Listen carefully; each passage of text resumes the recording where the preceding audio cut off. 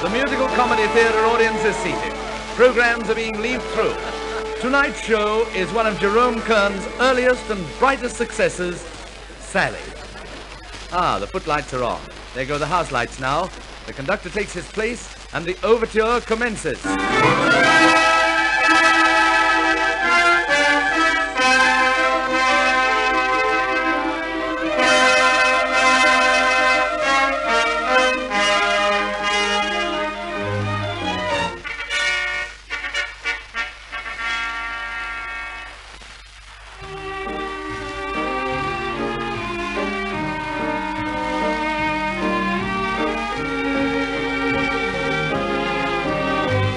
The curtain's rising now.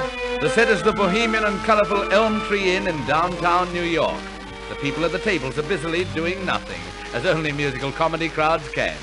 But of course, we must have an opening number, so a big-hearted would-be theatrical agent named Otis obliges. Here's Squanterville, Maine, with jazz on the brain. We turn on the family Victrola. On dancing I'm keen with a beautiful queen. I dance till I loosen each molar. I'll tremble and thrill to the call, like a jelly that's dropped on the floor. On with the dance, on with the dance, everywhere in the world tonight. I'll sing to some beautiful vamp, as close as I've come to a stamp. I'll slither and slip, I'll hug and I'll grip. I must have a night of romance to some baby in blue. Oh boy, what I'll do at the dance, on with the dance.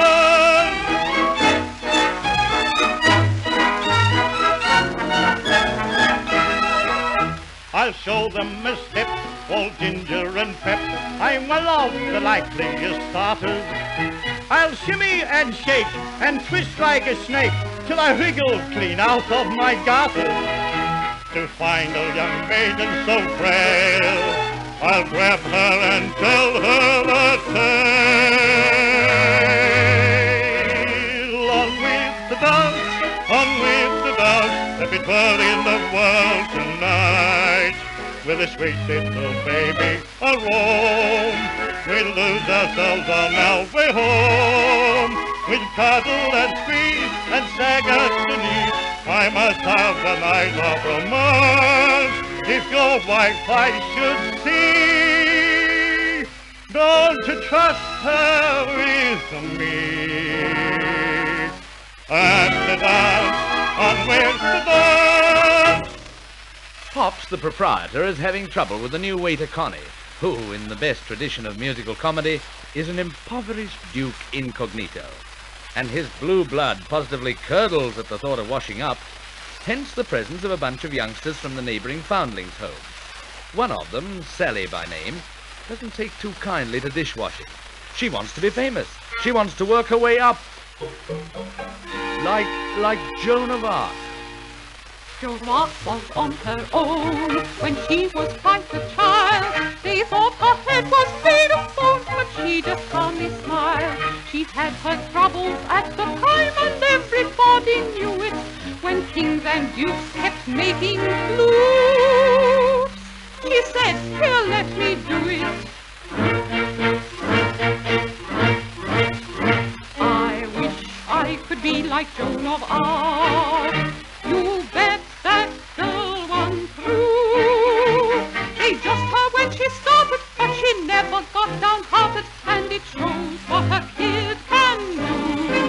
She wrote her name on the nation's roll of fame, and it gained her great renown. Though her pa and ma, officials, tried to keep her washing dishes, but you can't keep a good girl down. The stairs she'd never wash with soap, suds and a pail.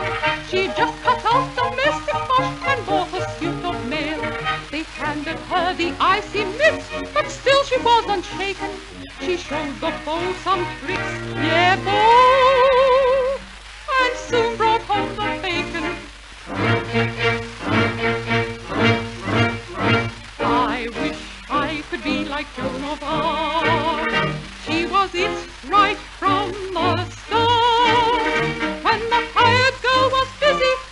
used to make her dizzy, so she said, here's where we are. She loved to fight, and when home and came in sight, she would toast them good and brown. She would hand them factory punches, where they used to keep their lunches.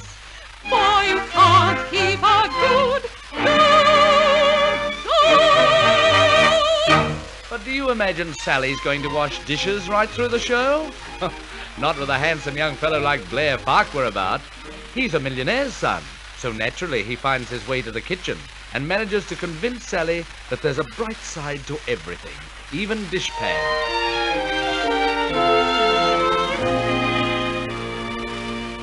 Please don't be offended if I preach to you a while. Tears are out of place in eyes that were meant to smile. There's a way to make your very biggest trouble small. Here's the happy secret of it all.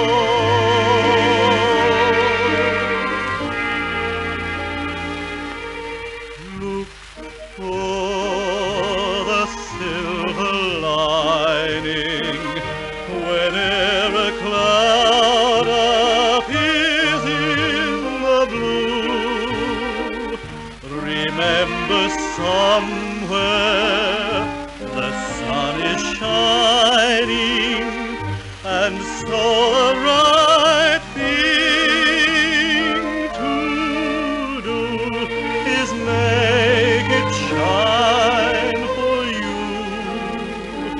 A heart full of joy and gladness will always banish sadness and strife. So always look for the silver lining and try to find the sunny side of life. As I wash my dishes, I'll be following your plan, till I see the brightness in every pot and pan. I am sure your point of view will ease the daily grind, so I'll keep repeating in my mind.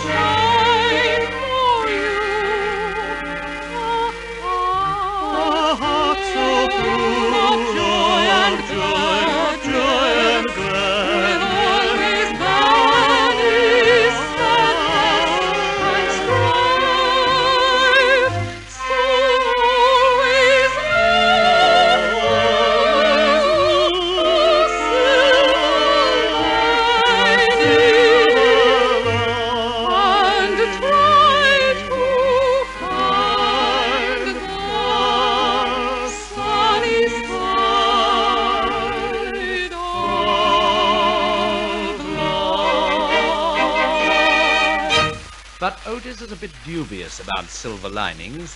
The famous dancer Madame Noskarova, whom he was bringing over to appear at Blair's father's party, has missed her ship from Europe. But when Otis sees our Sally go into her dance, he persuades her to impersonate the notorious Noskarova. Blair's kept in the dark about this, of course, but since he's falling in love with the little dishwasher, he sings her praises to his friends. There's someone that I can't forget wherever I may be, though not of high degree. She's all the world to me. A modest rose unknown as yet, still all the world to see. She's the darling of my heart, and I met her in the alley, and on some future day to her I mean to say, dear little girl, I love you, dear little girl. Though the dress that you wear is a full affair, you made me care. And I know someday that I mean to tell her all my golden schemes. We shall find the world of happiness where the sun ever gleams. And then I'll take my Sally away from the alley to my wonderful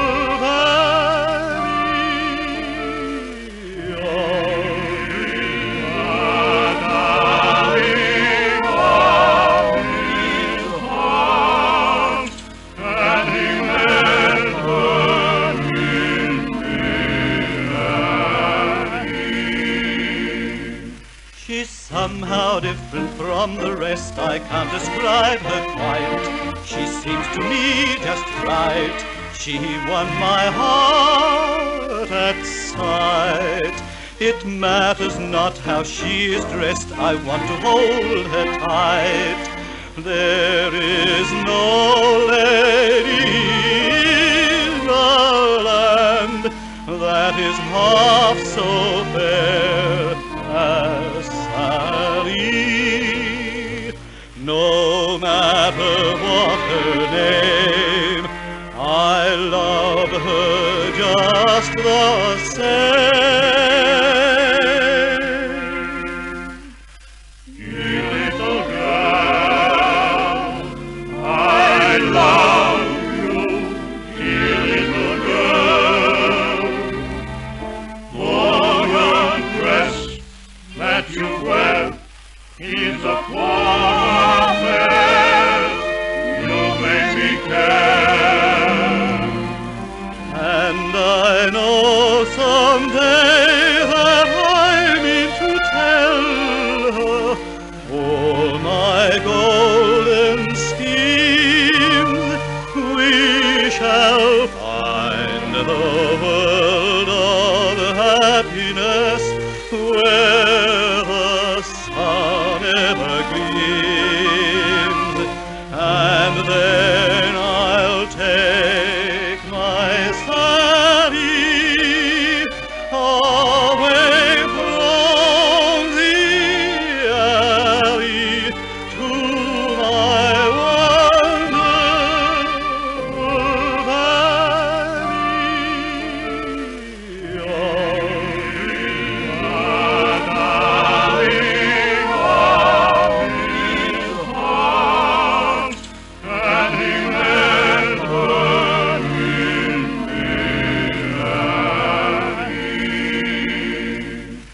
And now to continue the story of Sally, let's see what goes on at millionaire Richard Farquhar's mansion. Yes, it's a party for our friend the Duke, who's now dropped his waiter's disguise.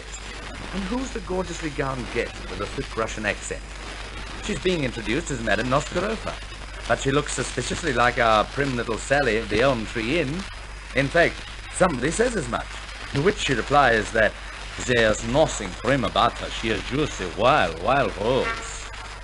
I'm just a wild rose, not just just so very who'll get me, no one knows. I'm just a wild, wild rose. You'll find that our confusion, our confusion is sublime. We've never seen a girl at all like you. I must admit I'm rather unconventional, a type that must appear as ultra new. You're like a tender flower up from our domestic line, an opulent that fill us with delight. Alas, I'm not of muscle so original, an orchid bloom will not describe me quite. You're nothing tame, you're like a burning flame.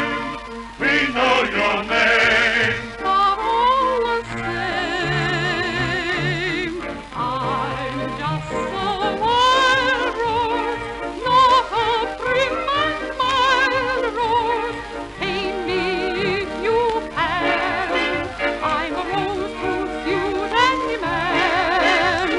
Some passion flower, this is my own. Who'll get me, no one knows. I'm just a wild, wild rose. I'm just a wild rose, not a prim and mild rose. Tame me if you can. I'm a rose to suit any man. Some passion flower, this is my love. Who'll get me, no one knows. I'm just a wild, wild rose. The Duke's in his element in the company of the opulent Mrs. Len Brock, the answer to an impoverished Duke's prayer in person. Things are looking rosy till he hears that Noscarova is present. Noscarova, his old flame who left him broken-hearted after swimming the Schnitzer-Comiskey River in her underwear to escape the revolutionaries. I'm a duke from a wonderful clime, where I've had such a remarkable time. My people are splendid but rather unique. They like revolutions at least once a week. On Sunday you may be a king, but on Monday you won't mean a thing. On the bench of the Schnitzer-Comiskey, they're all just as wild as can be. Any time, without reason or rhyme, you may find it far wiser to flee. In the night, they may rouse you and chase you and prod you with bayonets like me. And they'll cut down in haste all your government waste where the Schnitzer flow down to the sea. I like this part. There's no servant problems out there. We've housemaids enough and to spare. The cooks and domestics are also unique. They work like the diggins for $5 a week. The girls are so sweet and polite. They call round and kiss you good night. Got it. On the bench of the Schnitzer-Comiskey, they haven't a lick to control. When you dine, you can just swim in wine, and at breakfast get clean up the pole. All the drinks have a wonderful kick, for they like them as strong as can be. I can waltz through the trees in my best DVDs, where the Cisco flows down to the sea. To the sea, pop, pop. Sally is in quite a spot when she's introduced to Blair as Madame Noscarova. This discerning young man tells her that she's not unlike the little dishwasher he'd met that day, but of course more beautiful, just what Sally might have been if she'd had the right opportunities. In fact, he decides that Madame Noscarova is the one he loves. And out in the garden, stars like diamonds.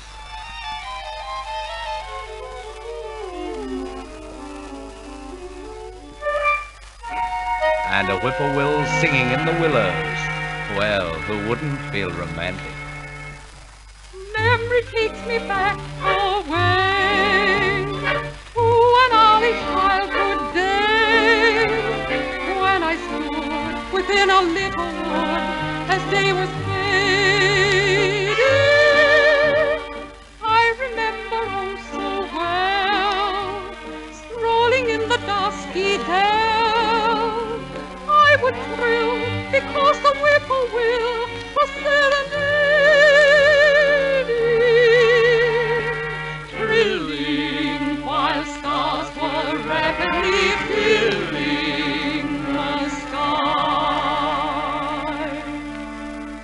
Whippoorwill, I used to love to hear you call to me. Whippoorwill, I know he meant the world and all to me.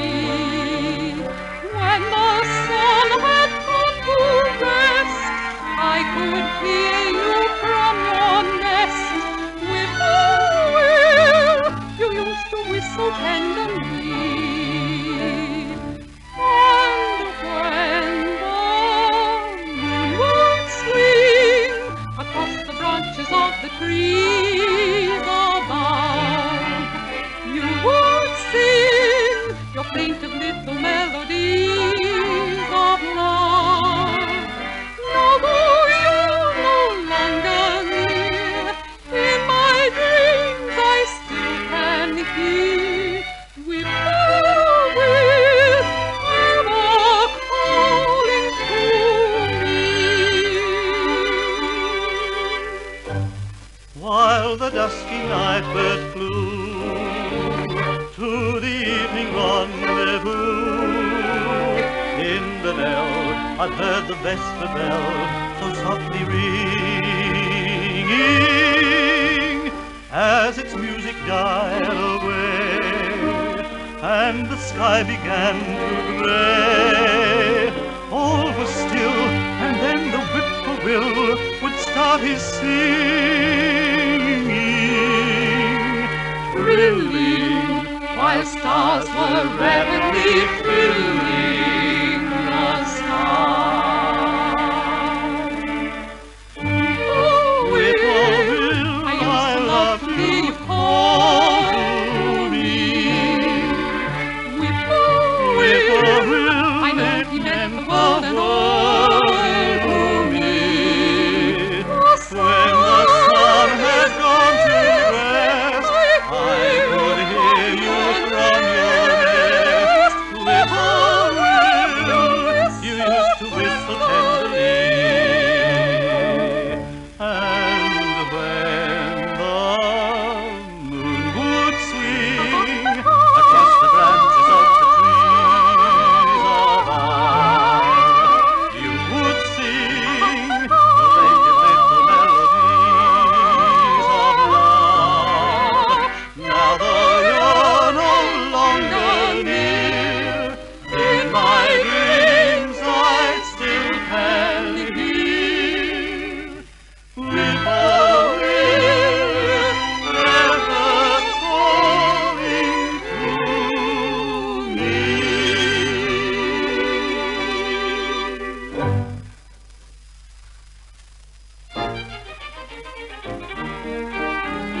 At last, Sally's big moment comes.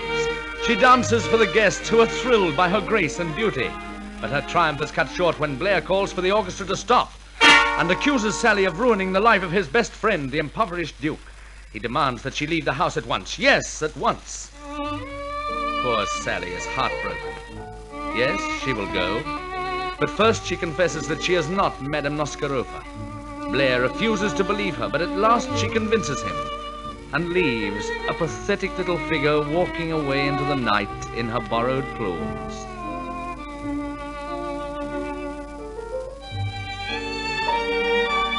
Sally's brilliant dancing at Richard Farquhar's party has made her now the great dancing star at the Follies. But Blair's silence makes her triumph meaningless. He has written 2 letters to her asking forgiveness, and she has replied that she never wants to see him again. And now, the foolish man, he hasn't even written again or called to see her. But at the moment when she is despairing, the Duke calls with a bouquet and a note from Blair. Then Blair himself turns up, and they decide on the spot that they'll be married at the little church round the corner.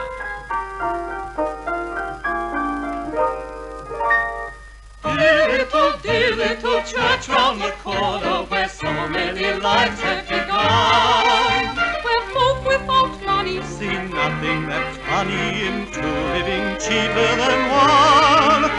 never dull care, of course, I'm a scorner. We're busted, but what do we care? I'll be dressed all in white. I'll be dying of fright. At the church round the corner, it's just round the corner of Madison Square. Dear little church round the corner, where couples run off to be wed. I'll swear to be tender, and if I surrender, will you bring my breakfast to bed? If there's not Mr. Lewis and Lorna, my Muslim is what I must wear. All the people will think he's another bogey from the church round the corner. It's just round the corner of Madison Square. The little church round the corner does some pretty brisk business today. In fact, it's a triple wedding in the best musical comedy style. Sally and Blair, Mrs. Len Brock and the no longer impoverished Duke, and even Otis is paired off with a lass named Rosie, who's been with us right through the show with nothing to do but help provide the happy ending. Yes, for Sally, every cloud has a silver lining.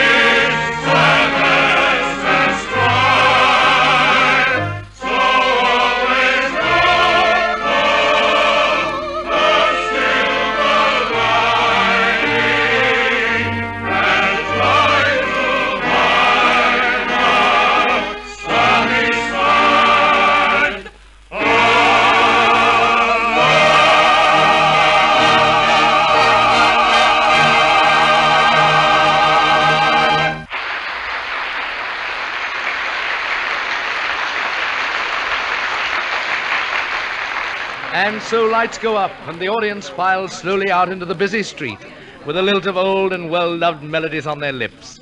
Behind them, the doors quietly close for another night on the musical comedy theater.